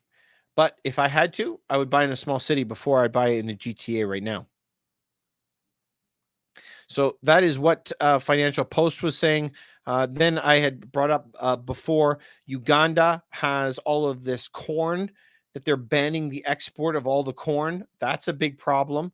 Then we're seeing what's happening over in England. You don't think that what's happening in the UK could happen here, where they ban, sorry, not ban, they're cutting pensions, they're cutting benefits, they're cutting welfare. I mean, that could happen here. In fact, I expect it. Good old England, eh? Isn't it sad that we lost our queen today? I'm so sad by that. So prices are going up, prices are going bananas. They're trying to save as much money as they can. But if you go over to trade economics, you're going to see the M2 money supply of Canada, how much they're printing is going bananas. It's going right to the moon and is never going to stop. So if you see that going to the moon, you got to stay away. You need to stay away from it. Hey, Gurmeet, thanks for my rose. I appreciate it. And you said you love my content. Appreciate it. Thanks very much for coming by. Hey, you guys on YouTube as well. If you guys want to comment, I'm watching you guys, your answers as well. And I'll answer anything that you want. There's a lot going on in the world right now. So we all have to be careful, right? Be very, very careful. The government's not being very careful, unfortunately. If we look at the M2 money supply, they're printing a lot of cash, right? So if we know that they're going to print a lot of cash, we got to be careful. And what do? We have to outrun inflation and spend frugally right now. Don't spend wildly. Don't buy RVs and jet skis. Don't buy a new car, new fancy house. This is not the time to do it. You're going to be able to buy that fancy house for half off in a year or two. Sid, you said, hi, when do you see interest rates coming down again? So again, I'm not a mortgage broker, right? I'm a real estate broker, but we deal with mortgages all the time. I doubt that I'm going to see it for a while. They have been very, very clear that they said that the rates are going to continue to go up until they hit 2% inflation. First of all, I don't believe that one iota, okay? Because the interest rate would have to be above what stated inflation is. So if inflation is at 8%, they would have to mortgage rate at 10. And that's not going to happen, you guys. That's not going to happen. Mortgage rates would be at 15% in that case. So I don't believe that. It's just all talk to get you to be scared and stop spending your money. Again, this is the entire stated goal of both Canada and the United States in their governments to say, we do not want you to spend any money. They have very blatantly said they want to tamper down, get down demand. That's it. So of course they're going to talk a good game. But what am I expecting is every single recession we print more money. Every single country is doing the same thing. So they have to have something really bad happen before they would ever stop raising rates or lower rates. Remember, their credibility is on the line right now. So, what is something that could be very bad? Of course, another pandemic would be terrible. Let's pray that doesn't happen. Or what is another big thing? They obviously didn't care about the stock market plunging. Some stocks are down 80% or whatever. So that's not the biggest issue of the day. I think the thing that would push them over would be if you see masses of foreclosures coming like it did in '08. And I can see that pretty easily happening with all these trigger rates that's going to be hit this fall. Canada could be around a quarter million hitting their trigger rates. In the US, imagine hitting over a million people will hit their trigger rates and go from 1% mortgage up to a 6 or 7. Absolutely crazy that that would happen, right? But if that happens, we're going to see mass amounts of foreclosures coming on the market.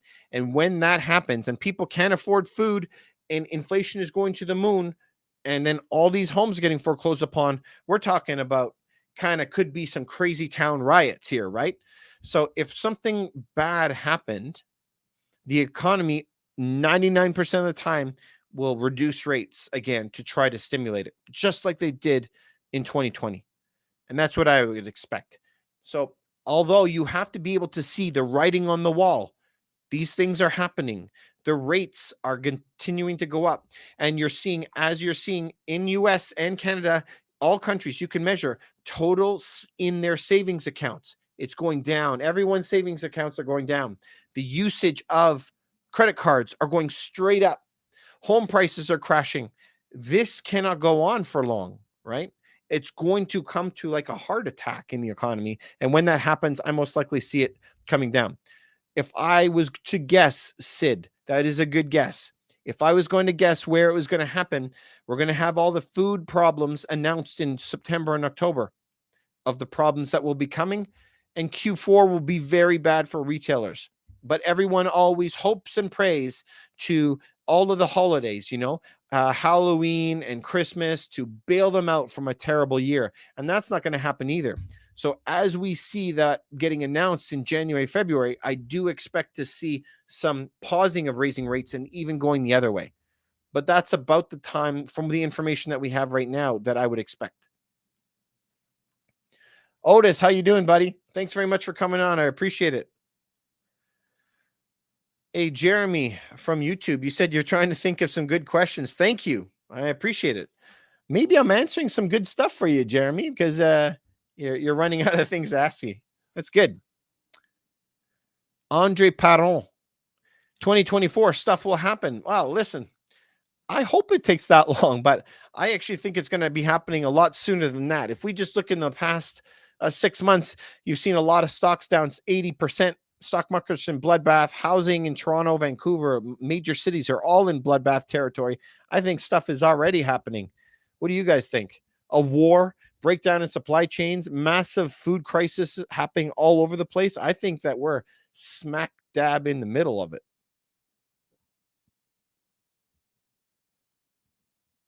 But you tell me. I don't know if you guys think of it. And Jeremy, I want to hear any other questions that you have for me.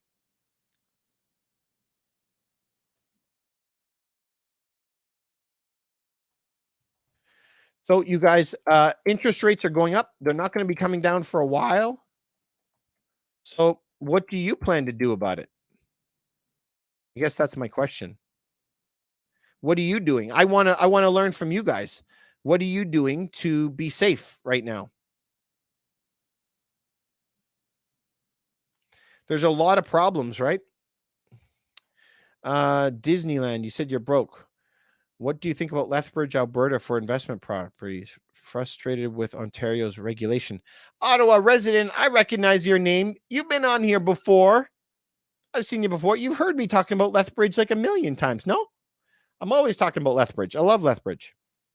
It's amazing. Go buy in Lethbridge right now.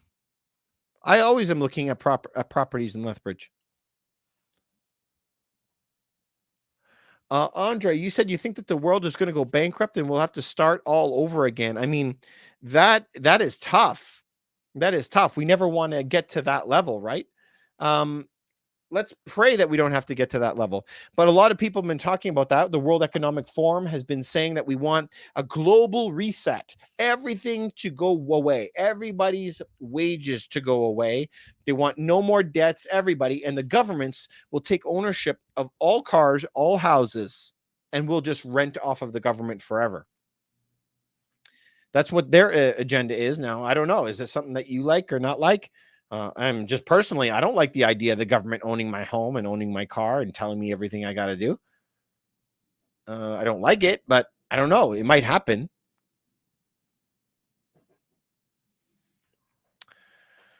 Ottawa resident, always. Yeah. You love my lives. Thank you very much for coming on, man. You haven't heard me talk about Alberta? Dude, I've been coming on lives forever, man. I've been on here for years. Lethbridge is an amazing city. We love Alberta. Alberta is very landlord friendly. You can raise, and what do we always deem landlord friendly? Two things. We got to know that we can raise rents if we need it. Number two, we have to be able to evict if they're ruining our property or not paying. And so Alberta has fantastic places like that. That's why we love Alberta, and Lethbridge is right at the top of the list. Otis, have you heard me, Otis, ever talk about Alberta? I think you have. Otis, you said that you've been keeping your eye on for a few months now. You've been in it for a few months now. You see bargains and are trying to keep liabilities down. Yep. Just keep waiting, man. There's going to be deals later on. Don't do it now. Most of people can't afford. Yes, that's a lot of problems, man. A lot. All right. Let's jump over to YouTube. Jeremy. You said basically you're trying to say that the world is a mess right now. Yeah. In a nutshell, the world is a massive mess right now. Unfortunately, I wish it wasn't. I wish I was coming to you with some bright, great news. So, my father and we had a wonderful life. My dad was one of the best dads on the planet. Okay. So he would take me for 2 weeks every spring and 2 weeks every fall. And we would live in the bush and we would just do hunting, fishing, like survive off the land. Right. So we would prepare when we were going into the woods. I mean, a month, a year, we would be bringing everything. Spare parts for the car and extra food. And we'd be bringing first aid kit with gauze, all these things in case crap happened, right? Always better to be a year early than a day late, right? You always want to be early and not late. So this is what I'm saying is when I'm saying we're going into really tough times, we always are going to have tough times. We've generally had a recession every 5 to 7 years. We're 14 years in. We're way overdue. It should have happened a long time ago.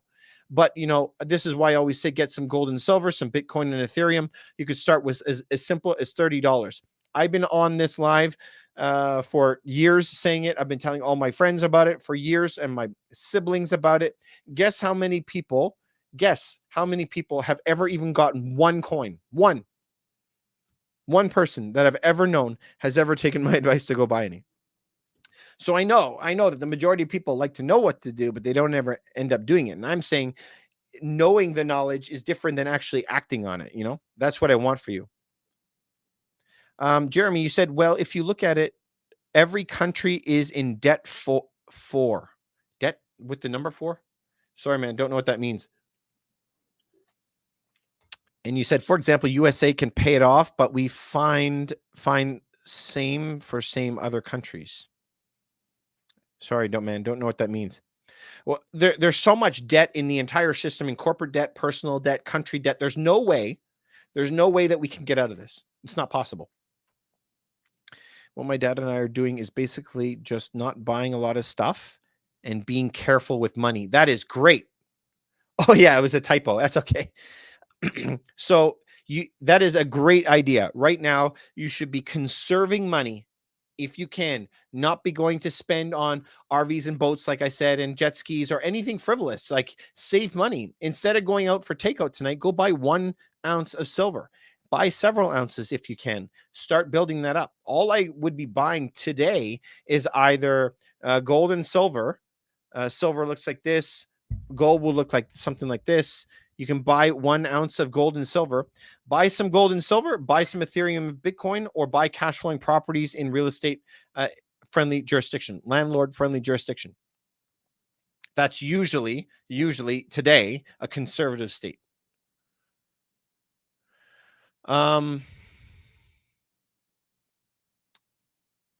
Sorry, now Jeremy, let me just jump back over to TikTok, you guys. Hey, buddy. Ottawa, you never heard me talk about Alberta before, eh? Yeah, and to Disney Doll, you said most people can't afford. You're right. But listen, you guys, I started off many years ago working 80 hours a week, and there was times I was on welfare. I could not afford food. So how did I get out? I didn't get any money from my dad. He couldn't pay for anything. He didn't pay for any schooling. I had to do it all on my own, and I did it by working 80 hours a week every week, and then I started educating myself, and it's this slow build, right? I started off buying one coin, and I just consistently kept buying.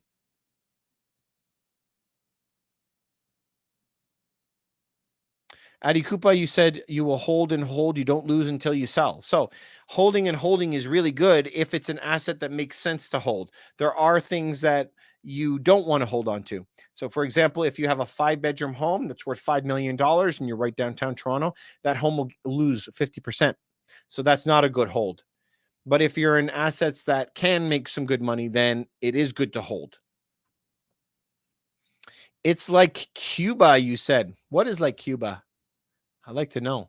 I guess Cuba has a lot of problems, and so do we. Andre Parent, you said no way. I'm sorry, man. Your comment before, I guess, Andre, you were talking about the world going bankrupt and starting over. Was it in reference to something I said about that?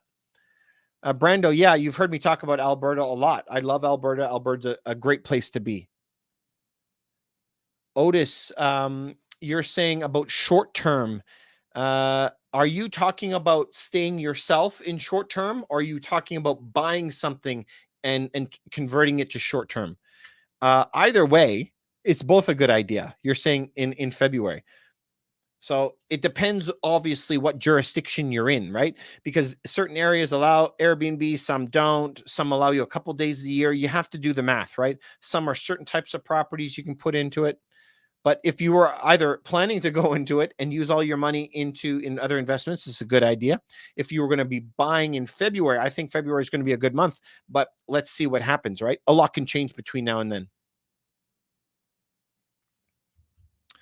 Bob, you're here. You said, where do you buy your silver from? You're in Quebec. Cool. I was born and raised in Quebec, Montreal. Where are you from?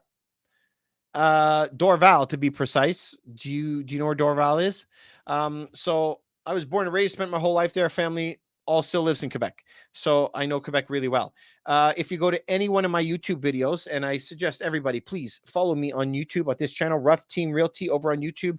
Jeremy, my friend, he's still here and he's on YouTube right now. Please go follow me over here. It'd really mean a lot to me if you like it. Like click this little heart thing on TikTok or approve it or follow, notification, all that stuff. It really helps me out. If you go to my YouTube videos, on all my YouTube videos, I have a link of the companies that I use all the time. And the gold and silver company that I use in Quebec is Kitco, Kitco. So I would say try to find those guys. I had a coin here with them. I don't have it right now. But if you look up Kitco, that's where I buy it all from. Been buying from them for 15 years. I test all their metals all the time, and it's always accurate. It's always good.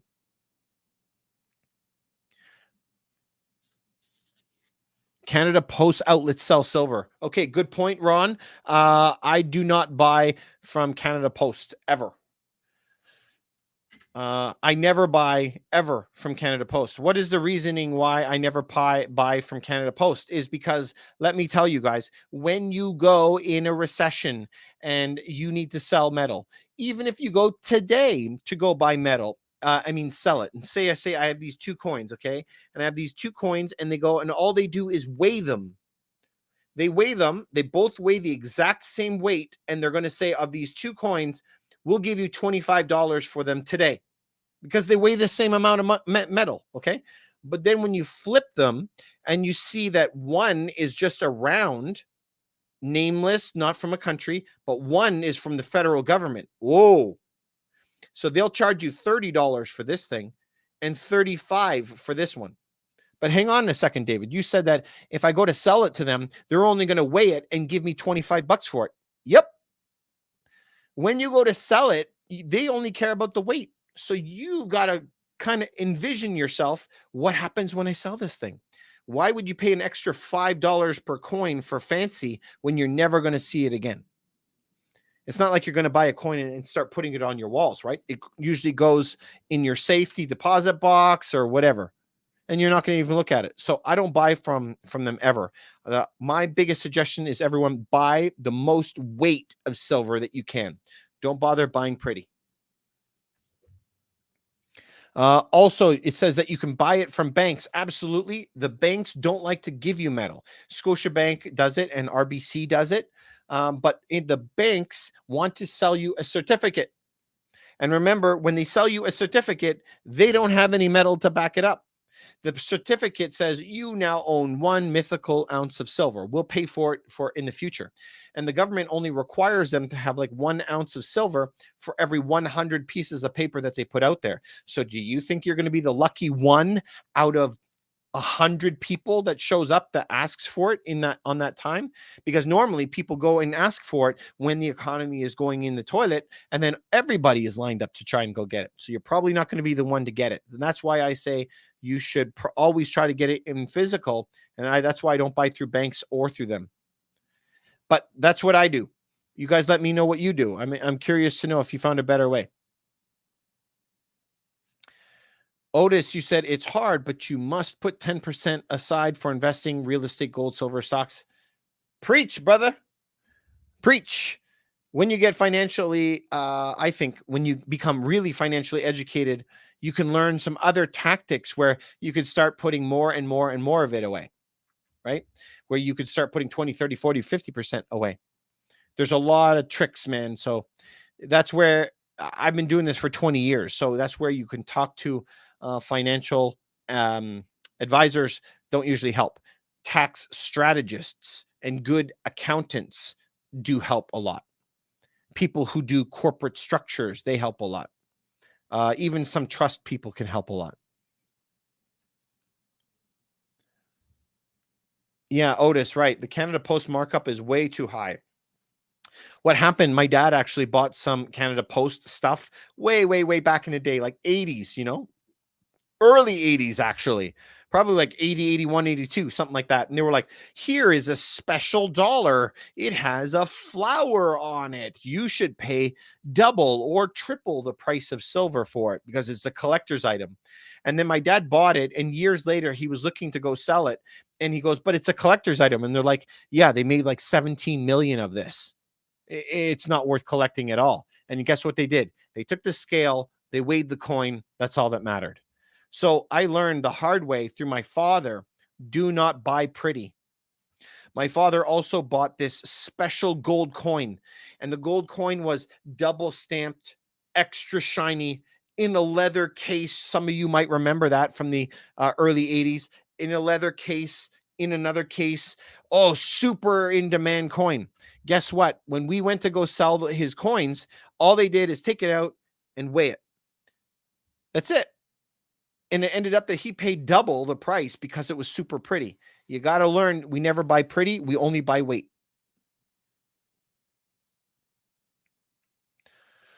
Mundy Pond. You said, is there a large market for summer cottages? There's a massive market for summer cottages. Absolutely bananas. And so generally it's within 2 hours of a major city. That is where the golden circle would be. So in Toronto, obviously it's in the Muskokas and the Kawartha Lakes.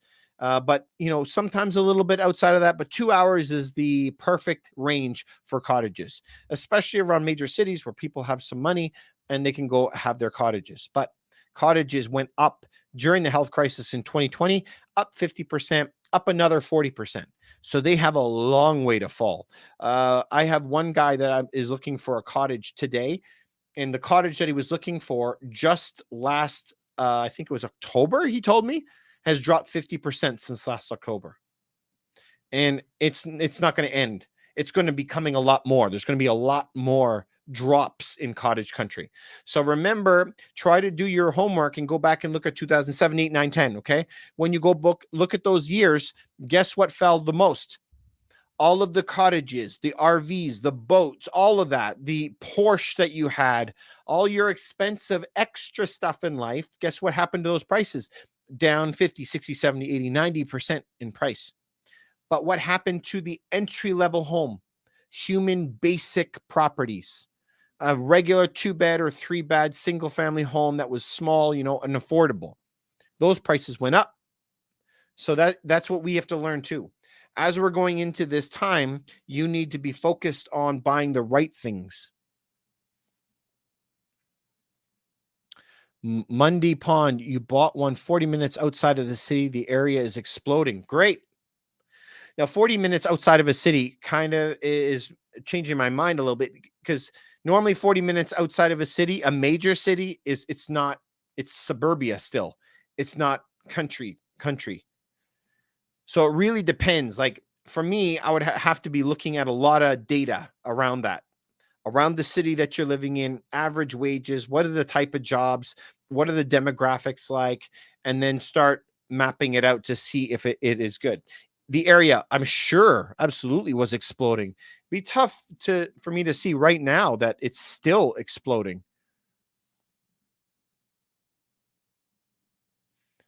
Ottawa resident, you said it all collapsed. Hypothetically, where would you sell your silver? Will banks accept it? That's a good question. Where do you sell your silver? Guys, where do you sell your silver? Anywhere. First of all, you can put it on Kijiji or Craigslist and somebody will come to your house and buy it. I've bought gold and silver off of people going to their homes and buy it. Also, any pawn shop will buy gold and silver. Any jeweler will buy gold and silver. Most banks will buy gold and silver. Every coin shop will buy gold and silver. And you have online ones that you could just put it in the mail and mail it to them, and they'll send you the cash back. From where I live, I could probably find 10 places within 15 minutes that would buy it from me. So you can buy it pretty much everywhere. And that's one thing that everyone says, well, I got to know how I'm going to sell this thing. That's really good that you're thinking of your exit strategy. You should always be thinking of that, but it's actually a lot easier than you think.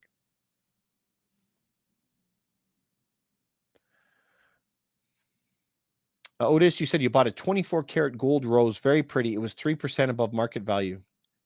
You didn't pay for pretty. Good job. Nice.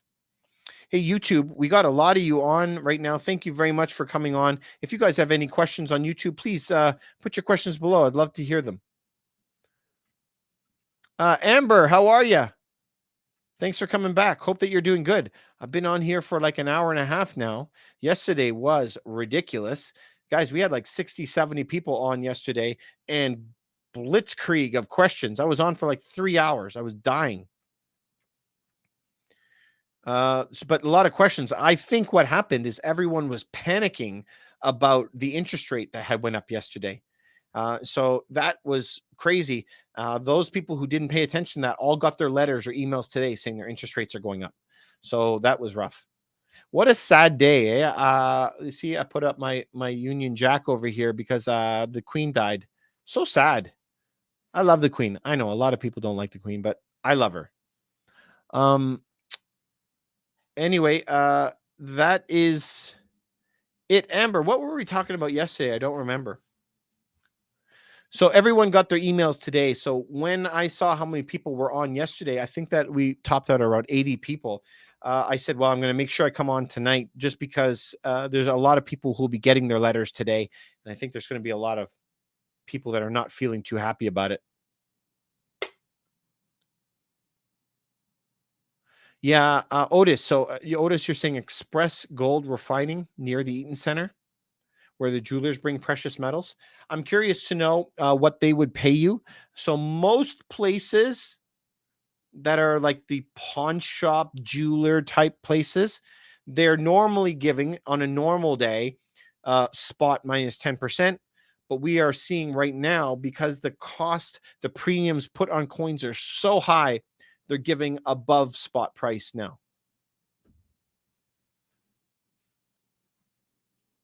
Yeah, Amber. Sue Real Estate and Sue in general. Yeah. I love the Sioux, man. I remember standing out on those piers with my grandpa, and we were fishing, fishing rods, and there was a million people, like literally thousands, shoulder to shoulder, putting a line in, catching salmon. Some of my best memories.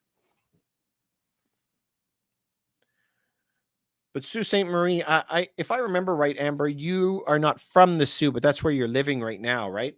So you were asking about Sioux property. It might be a good entrance for you to get into real estate, start getting your feet wet. But really, my suggestion, and I think the biggest blind spot for every investor that is out there, is they feel they have to buy a unit near where they live. Probably the biggest thing that's holding everybody back is they think they have to live right next to it and drive by it.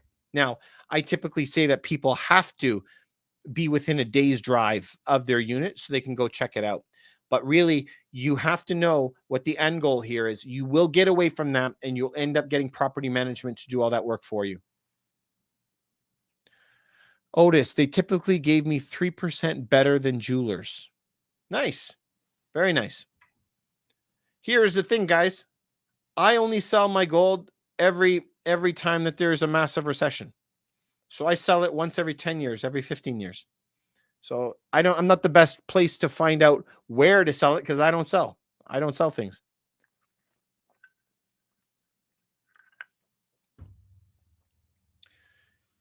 Yeah, I wish I had this up, Amber. I'd show you my grandparents' house in the Sioux. I still do, when I go to the Sioux, I have to drive by my grandpa's house. They're not with us anymore. Miss them a lot, but like going to their home was like my second home. So I don't know. I had good grandparents. Otis, that's I got to check that out, I guess. I'm going to start looking at it. Obviously, when we're in the middle of a recession and gold and silver prices double, that's when we're really really interested, right? Um I'm going to show you guys a little trick. I'm going to pull up I'm going to pull up my little app here. Hopefully you're going to be able to see it. Can you let me guys know if you can see this correctly? Let's see if we could do this. Can you guys see that? So let's say the economy, this is the money supply, and this is how much the economy is growing normally, okay? So let's say that the stock market generally does this. So the stock market is going to be continuing on a continuous line upward because of the money supply being printed. So the stock market will be going up and down and up and down and up and down over time. So obviously, if this line is correct, you don't want to buy up here, the stocks. You don't want to buy up here on the stocks. You don't want to buy here on the stocks. Same on housing. Housing will kind of follow that same line. There will always be little bumps and dips, but you don't want to buy at the tops. You always want to buy at the bottoms. The funny thing is, though, if this is how stocks operate, and this is how your houses operate, if you flip this, and I'm going to use a different color, let's use blue maybe, gold and silver. Do you see that? Gold and silver kind of operate the opposite. So when you have high gold and silver, that's when you want to sell your gold and silver and trade it in for houses. When you have high price of houses and low price of gold, that's when you want to be selling the mania of the houses and buying gold.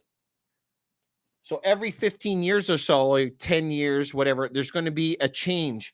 And that's when you go and take all of your bricks of silver, something like this, right? And you're going to trade this in and you're going to go buy houses with it. Hey, you're welcome, Ottawa resident. Glad that you could see it. But that's a really good trick. This is how you're going to make a lot of money. You got to do it the opposite. So as you go through life, you have to be looking for things that are really cheap and buy the things that are cheap. And then when they become super expensive and they're in mania territory, that's when you got to be selling them. Because what was happening in January, February for housing was mania. Absolute mania. Amber, you said the river isn't good for fishing these days due to pollution. Amber, I noticed that the last few times that I was there, when I was there was not one fish there. When all the fish were supposed to spawn when I was young, if you fell in the water, I didn't even think you'd get wet. There was billions of fish right at the locks. And if you fell in, I think that you would come out dry. Billions of fish. And today, not even one. We've gone fishing and never come back with even one. I mean, the entire population of salmon has absolutely collapsed. Otis, you mentioned that you haven't sold gold in 18 years. Nice. Good job, man. Amber, you said that visual was helpful. I'm glad. Thank you.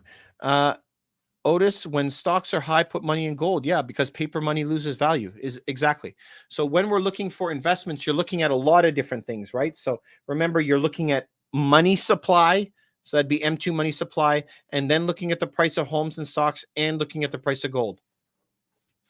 That's what you should be looking for. Cool. Hey, you guys on YouTube, do you guys have any questions you can answer me too? If you need anything.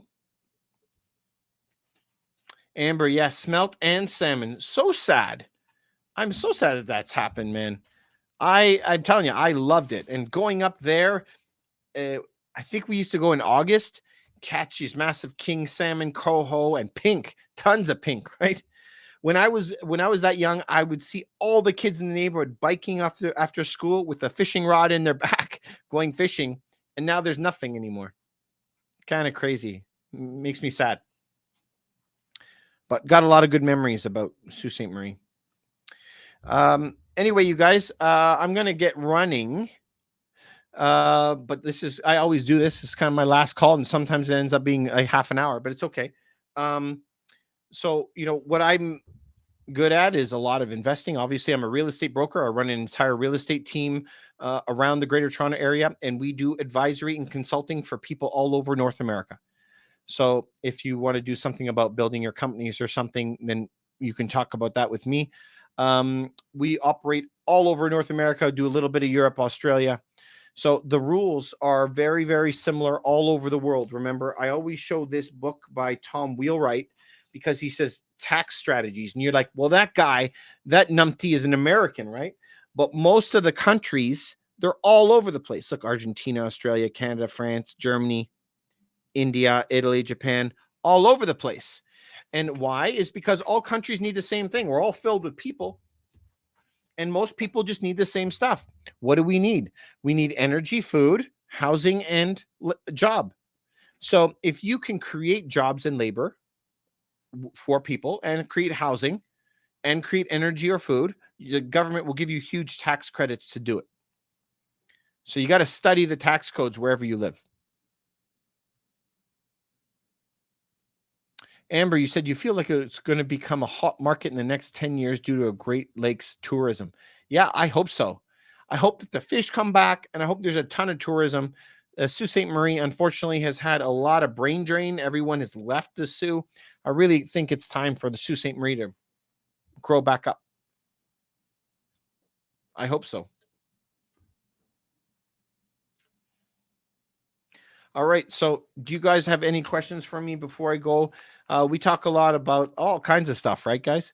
But Bitcoin, Ethereum, silver, gold, and selling homes, properties. That's what I specialize in. Are you guys thinking of selling any properties, buying any properties? If you are anywhere in Canada, we do consulting for it. And if you do in the States, I can't help you. But I do buy properties in the States, but I can't help you with that part.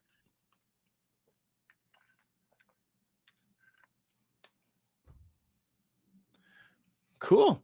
You know what? I'm going to take that there isn't a lot of questions. Sometimes it takes time to come in, but maybe I covered all the stuff for you guys tonight. That's good. I'm happy. So I think you guys got to keep learning, keep educating yourself, keep reading those books that I tell you about. If you don't know them, go to this list, start up my top 10. I have a top 10 list on this. If you don't follow me on YouTube, please go over to YouTube and follow me. I have a lot of stuff that's on there where I do these full demonstrations. The one that everyone likes is the one on revenue streams. Amber, you said you always learn something on my lives. Great. Love it. If any of you, I try and come on every day, but if I can't, I can't. If you ever feel brave and you want to come on live with me and you can go in the bottom of the screen and actually talk to me, you're more than welcome to do so. Sometimes we get a lot of like jokers that come on and they're laughing in the background, but what can you do? It's just the price we pay. I got to try to make you guys happy and try and help you out. That's it for me. Please follow me on YouTube, you guys. Thank you for liking all this stuff. If you have any questions, always reach out to me at contact@Rough Team Realty, or you can go to my website at Rough Team Realty if you want. Gene, Ottawa resident, you said, appreciate your time. Thanks, buddy. I appreciate it. My prediction for silver right now is at astronomically low prices on the gold to silver ratio. It's only reached this cheap 3 times in history. So I love silver right now. It's absolutely incredible. I keep buying more and more. But if you look back in the last recession, gold and silver went up like 4 or 5x. So what would 4 or 5x be from now? And gold and silver went up 4 or 5 times its value back then, and we didn't need the same amount of silver as we need today. Silver is used industrially in all solar panels, electric vehicles, all kinds of stuff. So I think it's a very easy double, but how far high can it go? I don't know. You hear all kinds of wacky doodle stuff that's out there. Some people are saying it could go to $100 an ounce. I don't know. But you can start by just buying one of these for $30. Everybody, all of you, let's go buy one. Start with one. That's where it starts. Cool. All right, you guys. As always, thank you so much for coming by. Really appreciate it. You guys are awesome. You gave me a lot of good questions. I like that. Keep on working at it. Keep on crushing it. Keep on educating it. Go try. Like this week. Don't wait. Go and buy a book. Maybe off the list of my books that I'm suggesting up here. Go buy one of the books. Also, go buy one silver coin. Please. It'd mean a lot to me. I really hope you do. All right, Amber. Thank you so much. Long live the Sioux. Have a great night, everybody. Thanks for coming by.